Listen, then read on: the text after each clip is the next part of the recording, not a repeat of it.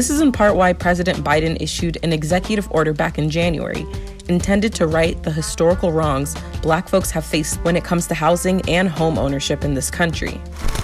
But first, let's take it back. The dawn of the 20th century, African Americans in major cities lived scattered throughout the city. They weren't segregated particularly. It's only with the Great Migration of 6 to 7 million African Americans north and west escaping the South, the predominant response of the United States government and state and local governments to the Great Migration was to contain Black people in their own neighborhoods. Some African American communities are prospering, like the residents of Greenwood in Tulsa, Oklahoma.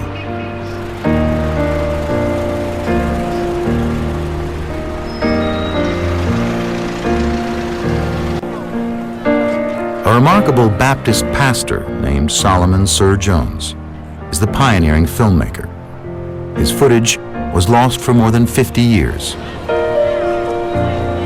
Jones captures the bustling life of Greenwood, which could be any American small town.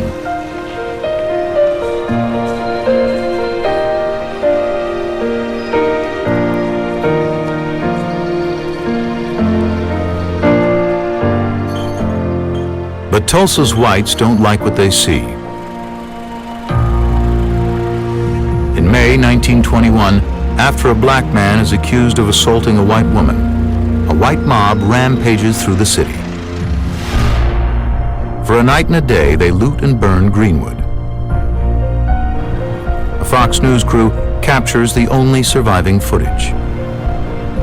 It is the bloodiest racial massacre in American history, leaving nearly 300 dead. Among the most well-known was a Black district in Tulsa, Oklahoma, known by its residents as Greenwood. If we were to go back in time to 1920 and walk up and down Greenwood Avenue, one thing that would probably strike us is the absolute variety of businesses. The numbers are astonishing. 30 restaurants, 45 groceries and meat markets. There were dry goods stores, milliners, a photography studio, dental offices. Greenwood is no longer called Greenwood. It's now known as Black Wall Street. This whole idea of self-containment really existed there. The dollar would stay in that community sometimes over 3-5 years before it ever went outside of the community. 1919, Black soldiers returned from World War I with high expectations for racial progress at home. But in one city after another, white mobs erupted in violence, targeting Black veterans, citizens, and businesses. Hundreds died. On Tulsa's Black Wall Street, African Americans, including armed veterans, watched nervously and prepared for what might come. Countering this white militancy is very much an African American spirit of we're going to defend ourselves. If the mob comes, we're not going to run, we've got our guns and we're going to protect ourselves. And that was especially important and valuable and potent in Greenwood. On May 30th, 1921, the mob came to Greenwood. Blacks in Tulsa are armed. They take their Second Amendment rights seriously, and they come with guns. And this is a threat. Someone fires into the crowd, and the riot is born. This was about Blacks becoming too economically powerful and showing that wealth in a way that anyone would by creating buildings and constructing churches and having property. 100 years ago, a beautiful empire built on Black excellence was booming. Black Wall Street. It was a sight to be seen, until one day it was all burned to the ground. But fire is no match for the fire within Black dreamers everywhere. And so, new Black Wall Streets rise.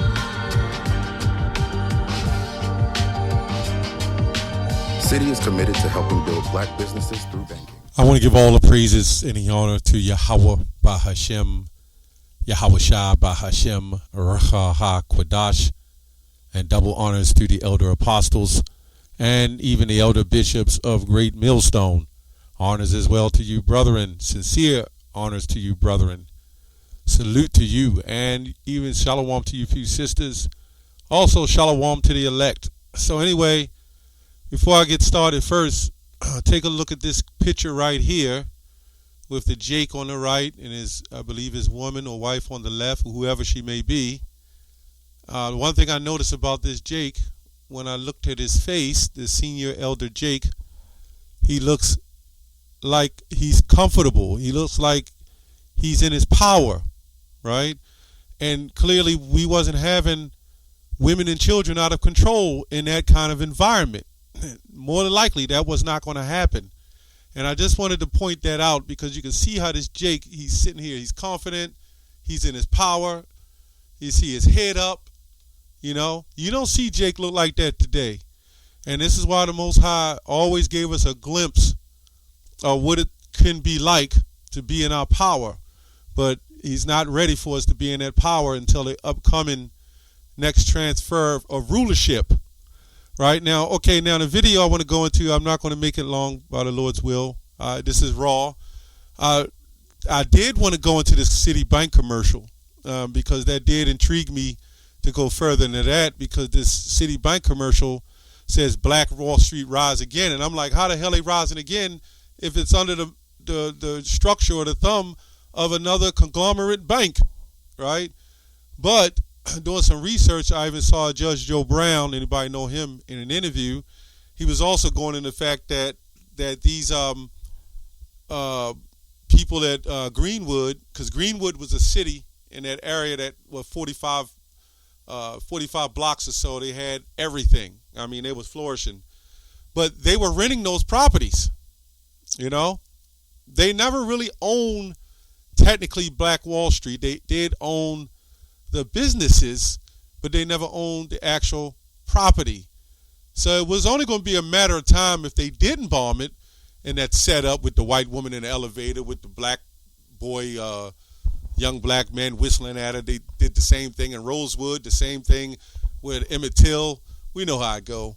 But if that wasn't the case, if they didn't bomb it, they would have found some tax laws or some loopholes to break those Jakes and take all they had and made them combine with it.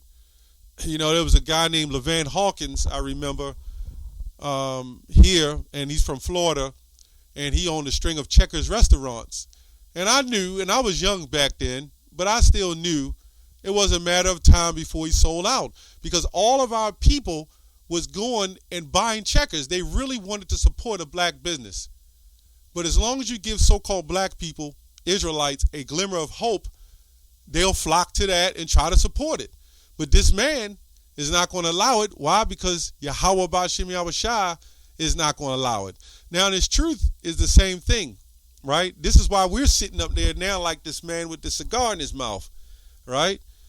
We're not prideful, but we're proud to be in the truth. We can now hold our heads up and say, you know what? We're in the truth. This is our heritage. This world is for our sake. All we're going to do now is wait until the Lord to return and put us back in our rightful rulership. But also I want to go into this video because I want to go into Deuteronomy 28 to further prove. Now this Deuteronomy 28, in various different parts of the Bible, has prophecies, and some go back and some goes forward, and some even still applies today, right? So if you go to Deuteronomy 28 and 15, it says, but if it shall come to pass, if thou wilt not hearken unto the voice of the Lord thy God, to observe and do all his commandments and his statutes, which I command thee this day, that all these curses shall come upon thee and overtake thee. Verse 16, curse shall be in the city, and curse shalt thou be in the field. All right, so now we got to know what a curse is, which everybody should know what a curse is, or at least have an idea of what a curse is. You know, you'll see in those movies they cast curses on people to make their life miserable. So the word curse means a prayer or invocation for harm or injury to come upon one. You know, to profane or obscene oath or word. Okay? Something that is accursed. An evil or misfortune that comes as if in response to imprecation or an retribution. So let's go with imprecation. See what that means. Imprecatory. But it's actually imprecation. But okay, here we go. Imprecation. The act of imprecating. A curse. So you get the point. So let's go back to Deuteronomy 28. Curse shall be thou in the city, and curse shall thou be in the field. You saw as they took a flight, the so-called black people, we took a flight and, fled from the south to come to the north to live a better life, so to speak. We was catching hell in the north too. There's no escape from the curse, man. Catching hell in the north. And then you had traders, just like you see on the basketball, football, these sports teams. They were traders. They were trading back and forth then. And we don't want to get into Harriet Tubman. That's fraudulent behavior, which her husband was probably the real hero. But anyway, let's go on further. It says, cursed shalt thou be in thy basket and thy store. Okay? It also says, cursed shall be the fruit of thy body, and cursed shall be the fruit of thy land, the increase of thy kind and of their flocks. Now I want to go into cursed shalt thou be in the city and in the field. I actually went to the commentary. A lot of commentators didn't want to touch on this. There's only one that really did. And that's the Matthew Henry commentary. It says, I want to get to the point. Many judgments are here stated which would be the fruits of the curse, and which God would punish the people of the Jews, right? And this is what I want to get to. You can even go into slavery on the slave ships, how we were board here, and a massacre continued, because there was more massacres than Tulsa, Oklahoma, Rosewood, and various other places. This is what I want to get into. How is it that all these things can come upon a group of people in this kind of record numbers, right? Even applying to today with our women over the man, and the man's put down low and feminized. Terrence Howard just said he's leaving Hollywood because Hollywood is, or Hollyweird, or Holly Branch, whatever you want to call them. They are effeminate. They're writing scripts to effeminize men. Which Hollywood goes back to witchcraft. I did videos on that. So what other people on a high level that you could say, look in the history books, what they try to hide a lot and throw it out and lose the footages. You're going to tell me the curse of the Lord, after all the history of the Bible that you've read, all the things that happened to the Jews, the biblical Israelites, on and off, punished for years, generations. And in 2022, people who believe in the Bible will not look at this and say, wait a minute, it's got to be these people. 1921 is only 100 years ago. A day of the Lord is 1,000 years. Anyway, it says, for their apostasy and disobedience, we may observe the fulfilling of these threatenings in their present state. Now, clearly, that's why nobody wanted to touch on this, I kind of see. But we know the people who claim to be the chosen, they're not going through what we're going through, nor do we own anything, on these high levels. Seems that it would have to be taught to a people who would fit these curses. We'll get further proof. It says, to complete their misery, it is threatened that by these troubles they should be bereaved of all comfort and hope and left in utter despair. right? Those who walk by sight and not by faith are in danger of losing reasoning itself, which everything about them looks frightful.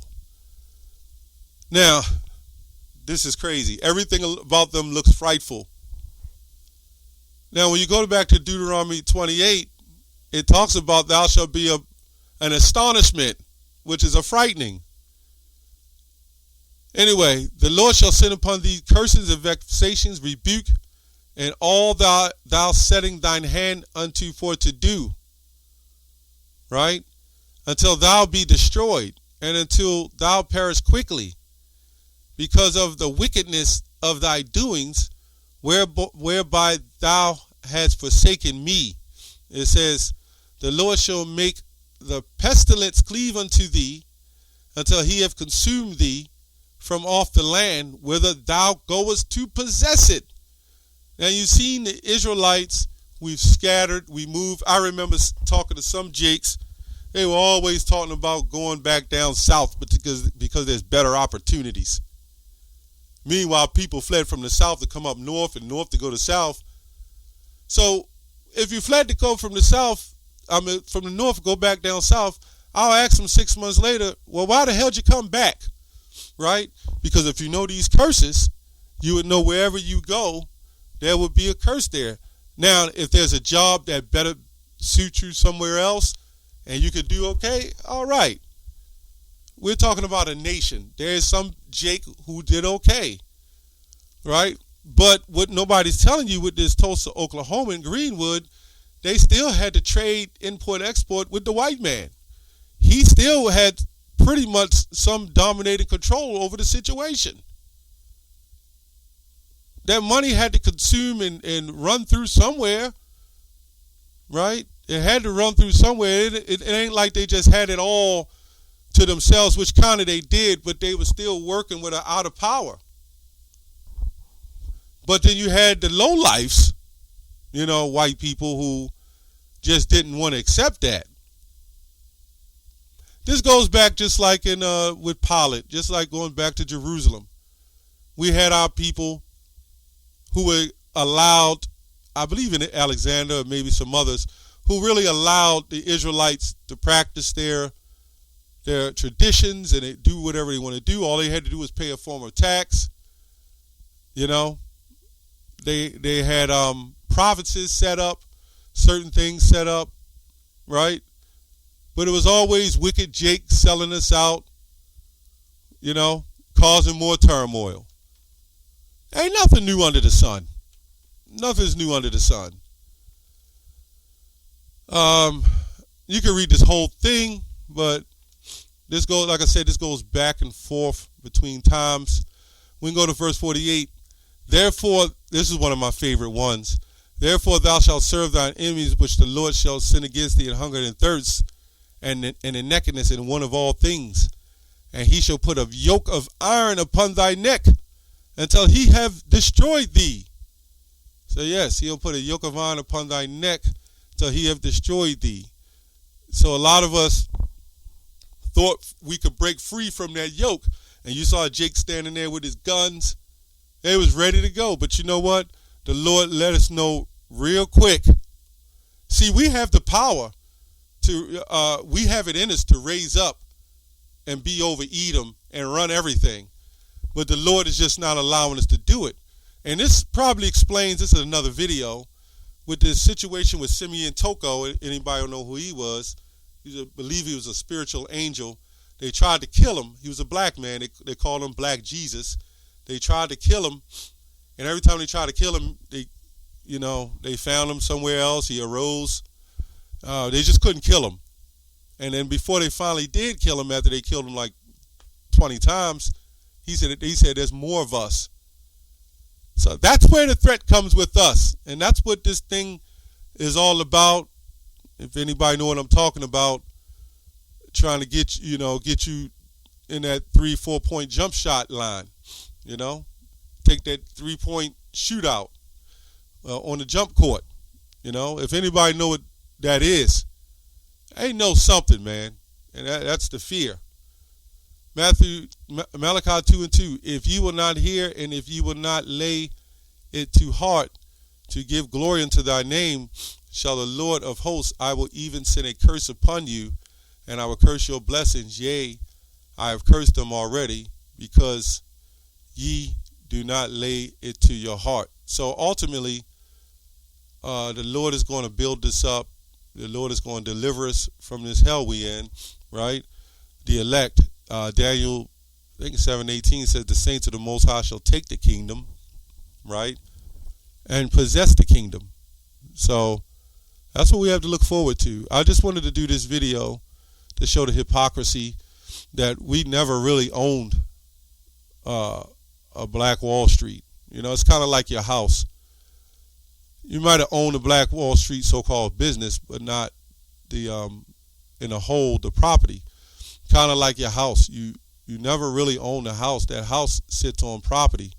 You have to pay taxes on that property. If you don't pay it, guess what? They'll take that property, and your business comes along with it, goes along with it, right? So, gotta wait on the Lord. That's all I have on that. Shalom.